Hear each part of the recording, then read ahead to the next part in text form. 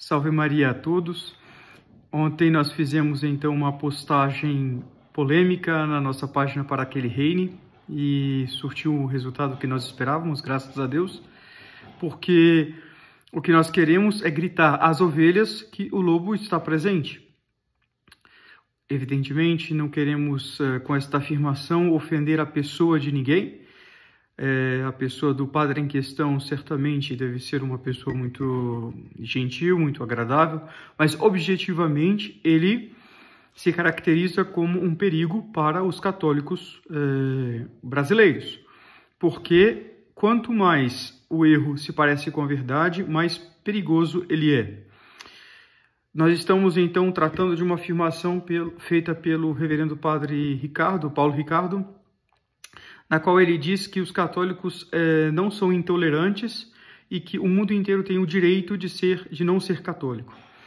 Se esta frase fosse feita por uma pessoa simples, uma pessoa que não teve oportunidade de estudar e etc., nós poderíamos dizer que, bem, ela está em ignorância, ou nós poderíamos compreender, talvez, com esforço, o que ela gostaria de dizer, se ela mantivesse há um tempo a verdadeira doutrina católica, mas no caso do padre supracitado, não, porque é alguém estudado, ou que se propõe ter se formado, alguém que se propõe também como um instrutor, né, um formador. Então, diante disso, o argumento do silêncio, ou esse argumento do equívoco não cola, como, desculpa o prosaísmo, como se diz. Por quê? Porque ali há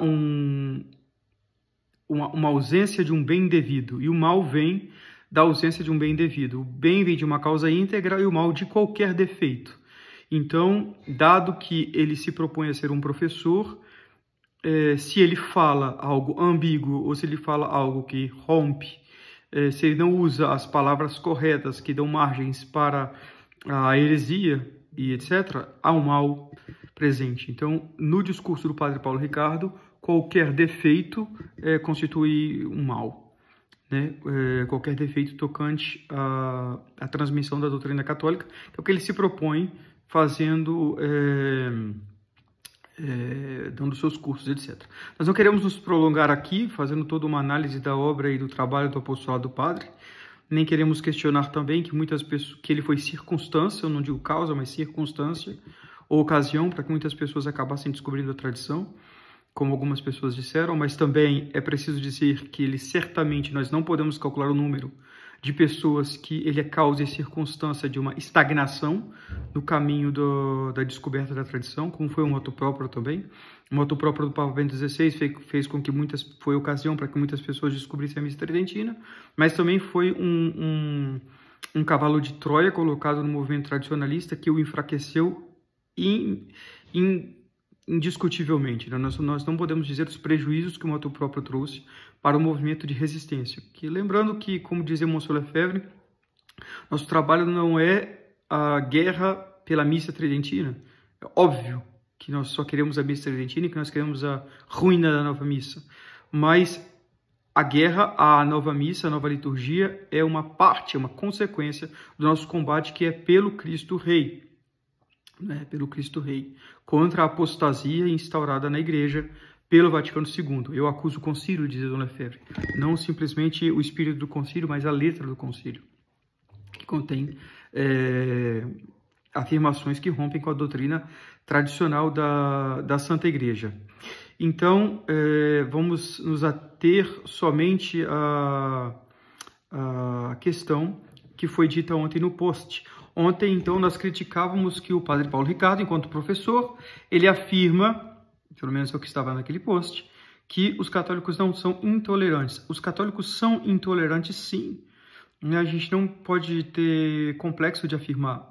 Porém, é preciso, claro, distinguir, coisa que é típico de um sábio e de um teólogo, de um filósofo, não é? Então, nós somos intolerantes nos princípios, mas tolerantes com as pessoas. Nós somos intolerantes, sim. Dizer simplesmente que os católicos não são intolerantes é muito raso, sobretudo no tempo em que nós vivemos, não é? O tempo em que nós vivemos é o tempo marcado pelo atentado à realeza de nosso Senhor Jesus Cristo, e a arma principal para atentar contra o reino de nosso Senhor é justamente o indiferentismo religioso e a questão da liberdade religiosa.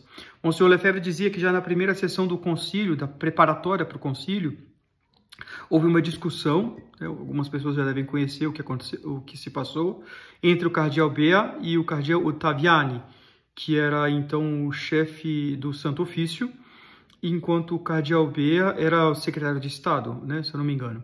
Ele era responsável pelas relações diplomáticas com os estados, né, os outros estados.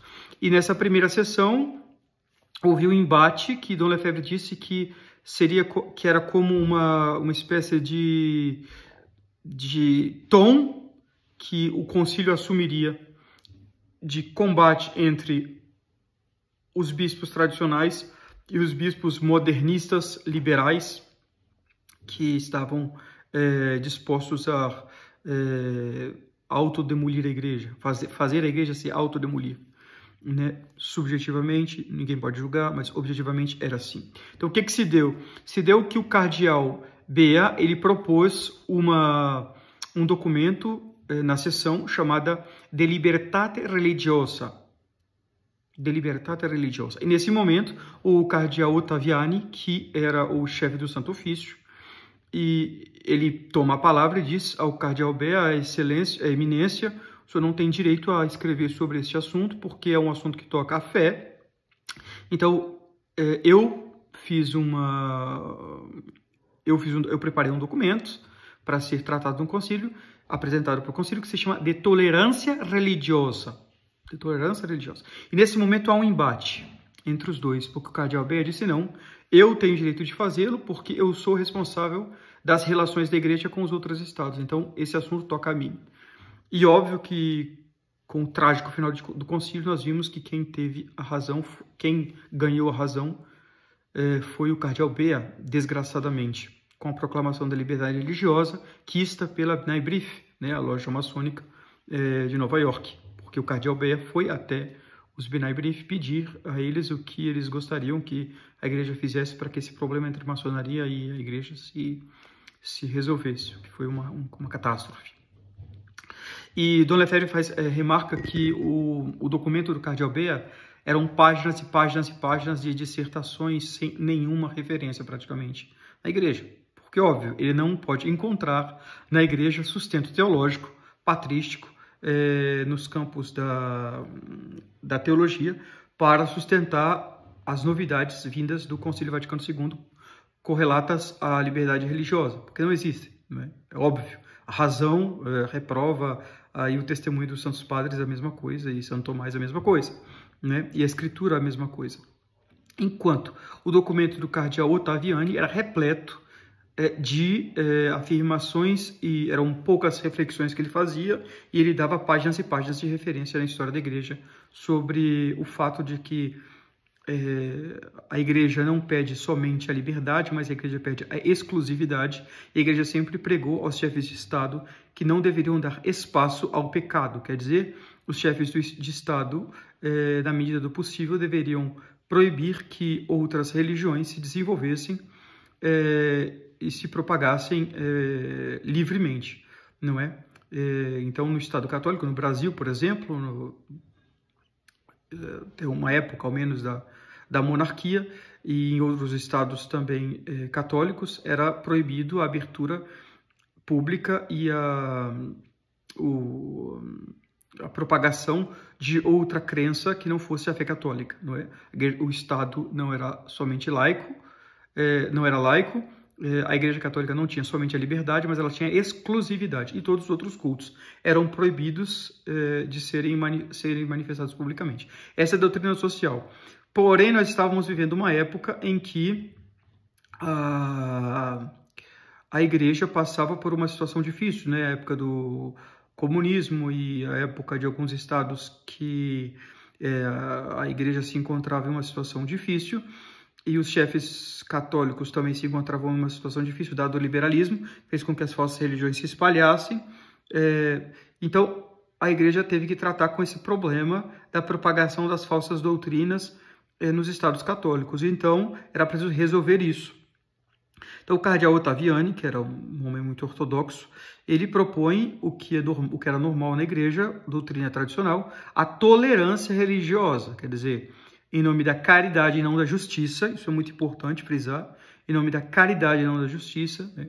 Não se faz justiça com as falsas religiões. Não é uma questão de justiça, é uma questão de caridade para com as pessoas que estão nesses erros e que ainda não compreendem, dado que não se pode forçá-las pela violência ao ingresso da fé católica, no estado em que essas pessoas são numerosíssimas e que já existe templos, etc., a igreja não vai começar uma perseguição a ferro e fogo contra essas crenças, embora ela vai procurar fazer de tudo para converter, sim, essas pessoas e vai reprimir o máximo que pode a expansão dessas doutrinas, mas sem uso de violência.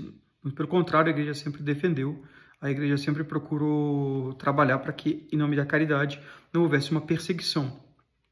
Salvo, evidentemente, se essas pessoas começassem a propagar os seus erros, né, e provocassem uma questão de desordem social, como foi o caso dos albigenses, dos cátaros e etc., tendo que intervir. Porém, nunca se falou em direito, mas de tolerância. Nunca se falou em justiça, nunca se falou em direito, não. Porque o direito, ele obriga o interlocutor, digamos assim, a parte oposta, obriga sobre justiça a satisfazer essa exigência que ele tem, que ele deve, que ele tem direito, justamente. Quem tem direito tem uma possibilidade positiva a exercer algo que seja bom e que a outra parte deve, em nome desse direito, ceder obrigatoriamente. Ora, não existe isso para as falsas religiões. Elas não têm direitos. Essa é a doutrina católica. A doutrina católica ensina que elas não têm direito de existir. Elas não têm direito de se propagar. Não é?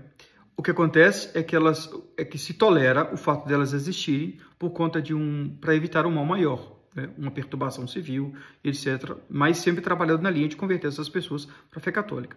Ora, o cardeal Bea já falava de liberdade religiosa, o que estava presente, desgraçadamente, no documento do Vaticano II sobre a dignidade humana, que fala que há um direito civil à liberdade religiosa, inata, inerente à pessoa humana. Não. Esse direito não existe. Ambiguamente pode se interpretar, eles diziam, não, no Estado comunista, eles queriam falar do comunismo para os católicos, mas a gente viu que a aplicação não foi essa. A gente viu que, infelizmente, depois do Vaticano II, a Santa Sé, ela com seus chefes, com seus secretários liberais, começaram a trabalhar para que os estados se tornassem laicos, como foi o caso do Valais, na Suíça, como foi o caso da Colômbia, que tinham constituições católicas e tiveram que passar a ser estados laicos, dado pressões da própria Santa Sé. Então, nós vivemos nesse tempo de crise terrível que tem que é essencialmente provocado pela questão do indiferentismo religioso. Então, uma afirmação igual a do senhor padre, que fala sobre direitos do mundo inteiro de não ser católico, deve ser sim contestada para esclarecer os católicos. Não se pode falar de direito de não ser católico. Direito, não. Há uma possibilidade de abusar da liberdade que Deus deu. Porque o tema, essa questão do direito toca de maneira toda especial a questão da liberdade. A liberdade se contrapõe ao determinismo, não é? Nós somos todos criaturas de Deus. Uma planta, uma pedra e um ser humano somos criaturas de Deus. Então é óbvio que nós não temos uma independência moral dele. Nós temos que fazer o que ele quer, que nós somos suas criaturas. Isso é o grande drama do homem moderno. Então, é preciso entender que o que nos distingue de uma pedra é que nós fomos dotados de uma qualidade chamada liberdade, que nos faz atingir o nosso fim último, que é Deus, conscientemente, diferente de uma planta. Uma planta, um animal, uma pedra, não sabe que eles existem, eles não têm consciência, eles não têm reflexo, eles não têm raciocínio, e nós temos. Então, nós fomos dotados de liberdade para irmos até o nosso fim, que é Deus, livremente, quer dizer, desculpa a redundância, mas com consciência. Enquanto para o mundo moderno a liberdade é a possibilidade de fazer o bem ou o mal que Deus nos deu. De poder fazer o bem ou o mal. Não, é uma compreensão errada do que seja liberdade. Se fosse assim, Deus não enviaria ao inferno imediatamente a pessoa que decidisse, com o uso da sua liberdade, não ser todo dele nesta vida. O que ele não faz. Ninguém se salva se não fizer a vontade de Deus. Então, é óbvio e ali está evidente a prova de que não existe essa liberdade compreendida como querem os liberais e os modernistas. Enfim, então não se pode falar de direito.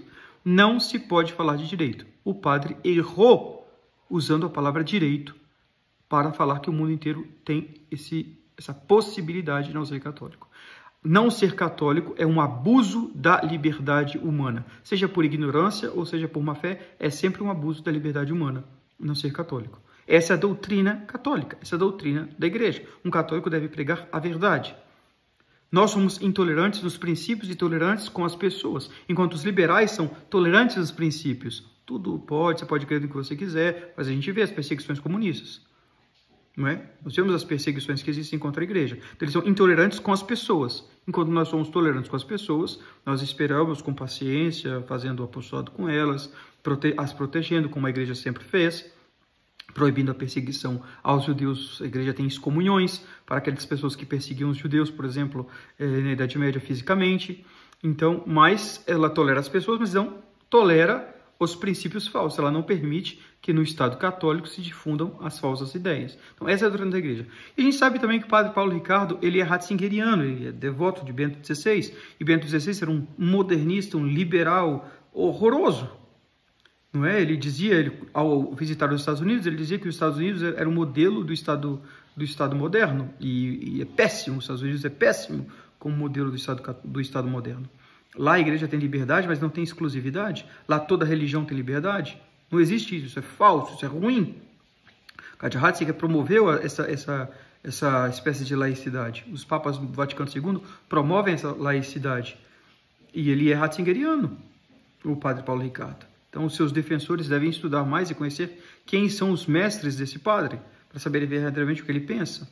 Não é? Então, ele, como professor, deve se preocupar em falar com claridade, em falar sem ambiguidade para os seus alunos, para que eles não corram risco de serem tomados pelo mundo moderno. Se você não achou estranho o que o padre Paulo Ricardo falou, sinto muito, mas você já está contaminado com o liberalismo. Então leia O Liberalismo Seu Pecado, do Dom Sardá Salvani. Leia o Liberalismo Católico, do padre Husserl. Leia a Conjuração Anticristã, leia As Forças Secretas da Revolução, leia Libertas Prestantissimo, do Papa Leão XIII, leia as encíclicas, leia o Ensinamento dos Papas do século XIX, você vai ver que a frase do padre Paulo Ricardo, infelizmente, é infeliz. Não estou julgando subjetivamente, deve ser uma pessoa muito gentil, nunca tive a oportunidade de me encontrar com ele, alguém de boa vontade, mas objetivamente é preciso, dado a amplitude do seu apostolado, é necessário reagir, né, e opor-se a frases como essa que podem prejudicar muitos católicos pela sua ambiguidade e, no caso dele, pelo seu erro.